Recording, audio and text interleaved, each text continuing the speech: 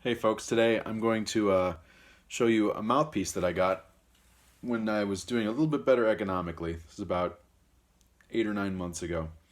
And at first, I didn't really like this mouthpiece. I actually loaned it out to a few people, and they didn't like it either. But now, I love it. So this is, I'll take the sound sleeve. This is a Monk sound sleeve, which directs a little bit of the energy of the mouthpiece forward and into the air. You can see how it's tapered, kind of like a snake charmer's basket, but it's made of brass. So it's resonant. And I find this mouthpiece works a little bit better with this sound sleeve on it. But the mouthpiece is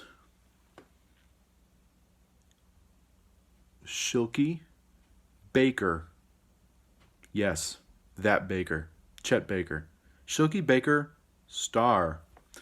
So this is a near exact copy of Chet Baker's Mount Vernon Bach 6B. But the thing is, the cup geometry, the star indicates, let's see if I can make it focus on that. This was made by Scott Laskey. He worked as the custom mouthpiece maker at Schilke for I think at least 10 years, maybe 15 years. And he was actually involved in a bunch of really nice Schilke custom mouthpieces in I believe the 70s and 80s, I think. Maybe late 60s to 80s, I'm not sure the exact years. But this was made for Chet Baker himself. I'm not sure it was originally gold-plated, but it has been gold-plated.